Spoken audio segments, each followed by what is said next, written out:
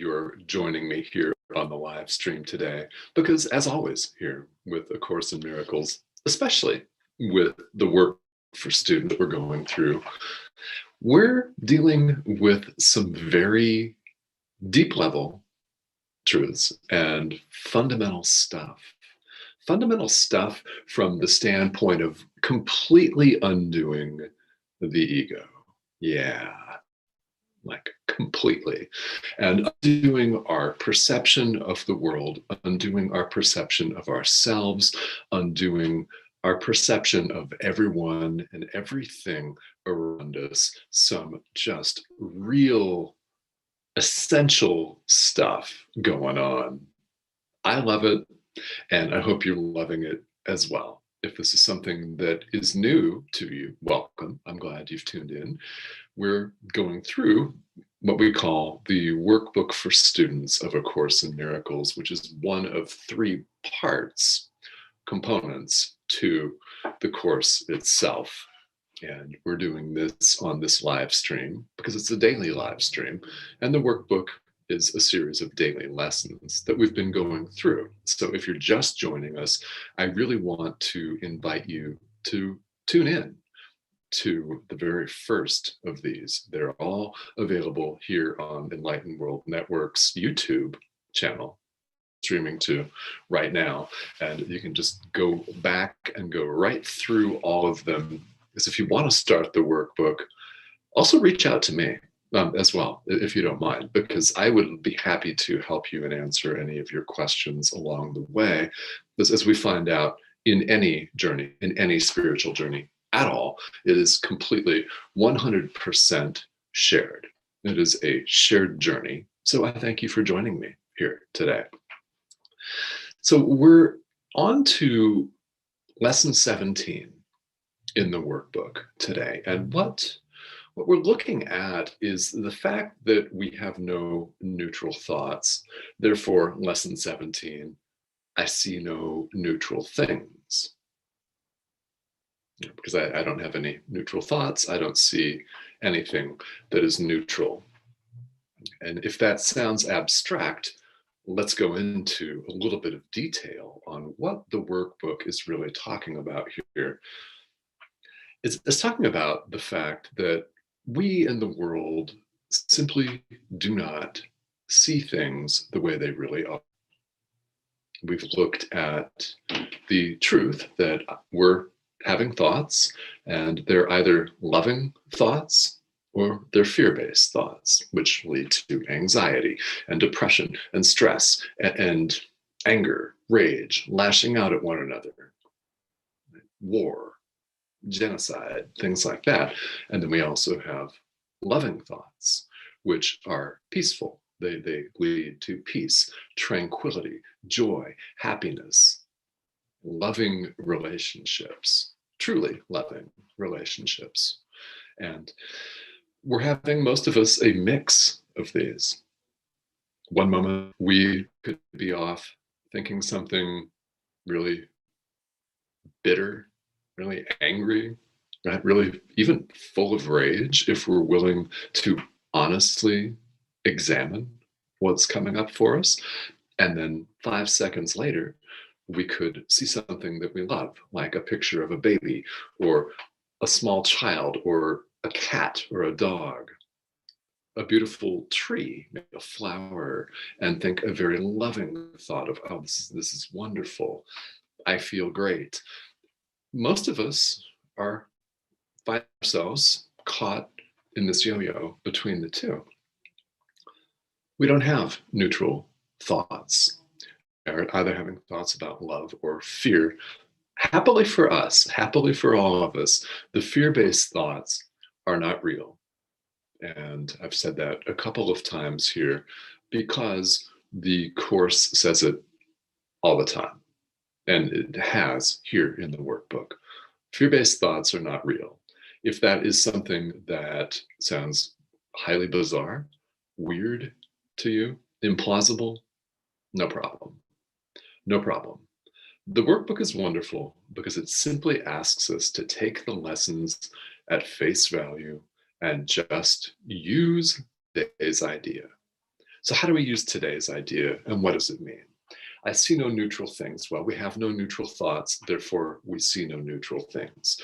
This is very fundamental because the way that the world perceives things, and in other words, the way we perceive things in the world when we think we're running around as separately independent things called human beings. What is that? It's a term.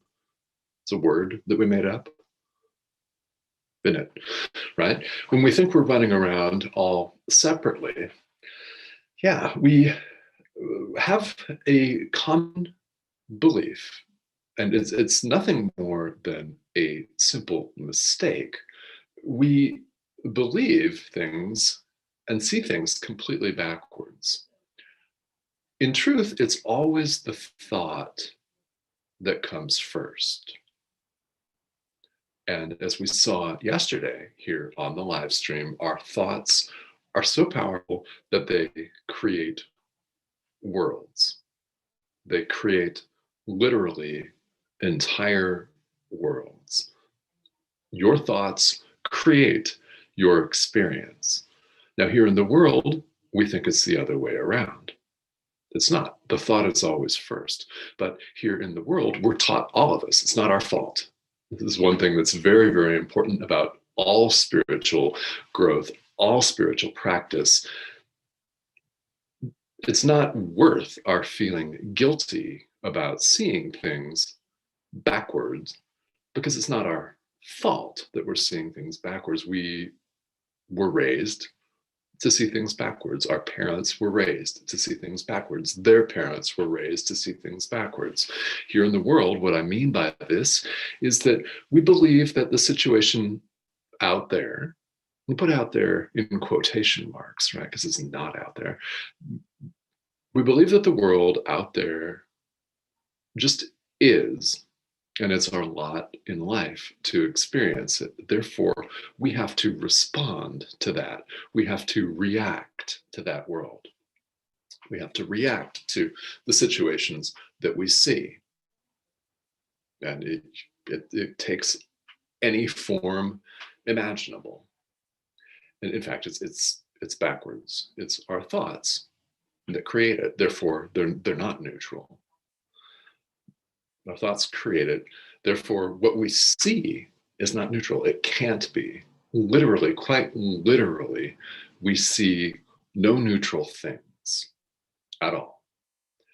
So what does this look like in terms of practice? Well, the workbook has very short commentary today for lesson 17 on this. Simply, it says to apply this idea with your eyes open, looking around you today.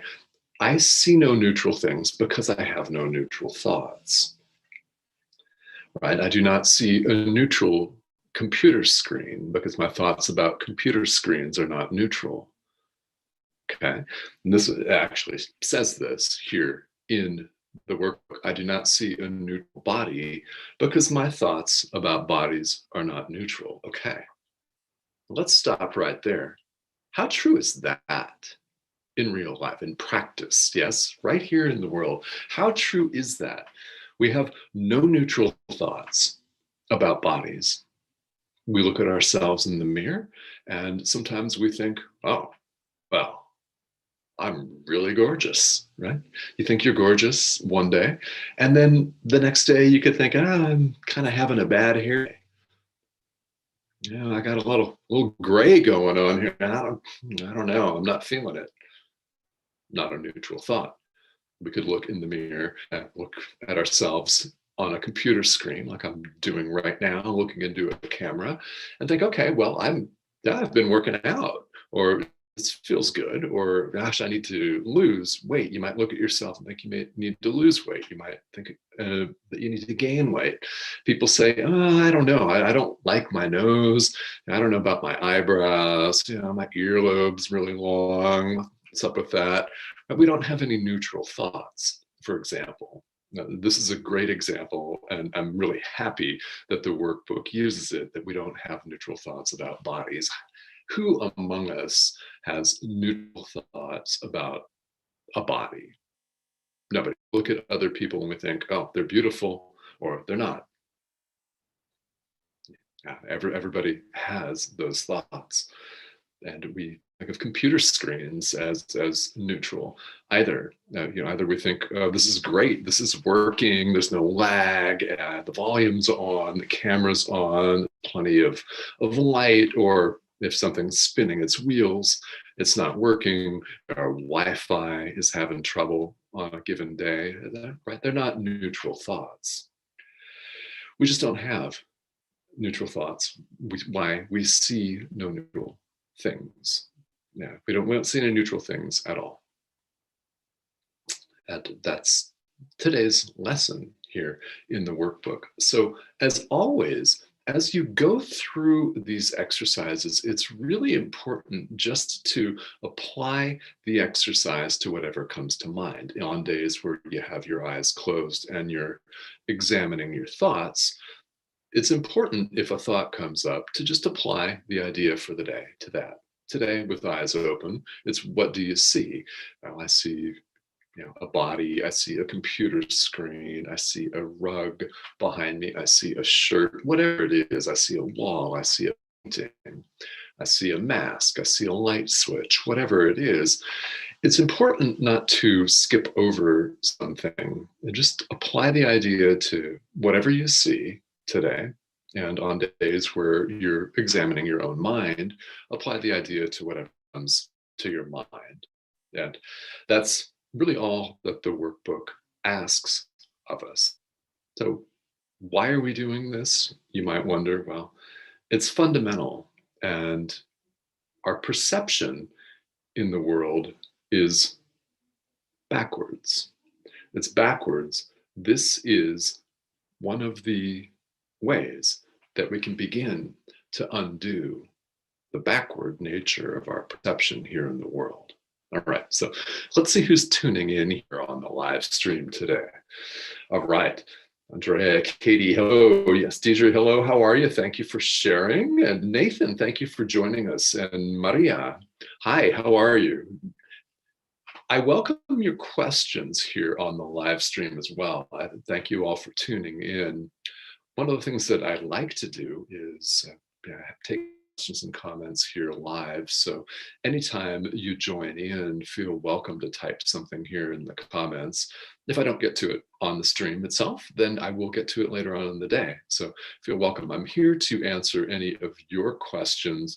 And really, I'm always curious how this is going for you, because when we commit to something like A Course in Miracles, when we commit to a spiritual path at all, whether it's meditation or yoga or an exercise regimen, whatever that looks like, it's a process, isn't it? It's a process, and the workbook is just a perfect example of that.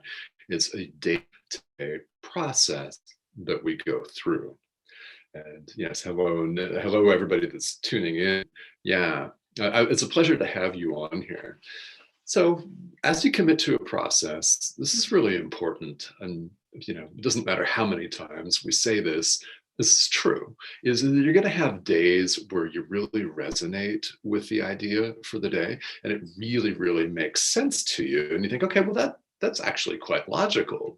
It's beyond conventional logic. It makes sense to you. It's something that you feel, and then you're going to have ideas that you actively resist. And the workbook even says this. You're going to have ideas where you think, what is this? I don't think so. And that's absolutely fine. That's absolutely fine. It's normal for the ego to be putting up some serious resistance sometimes.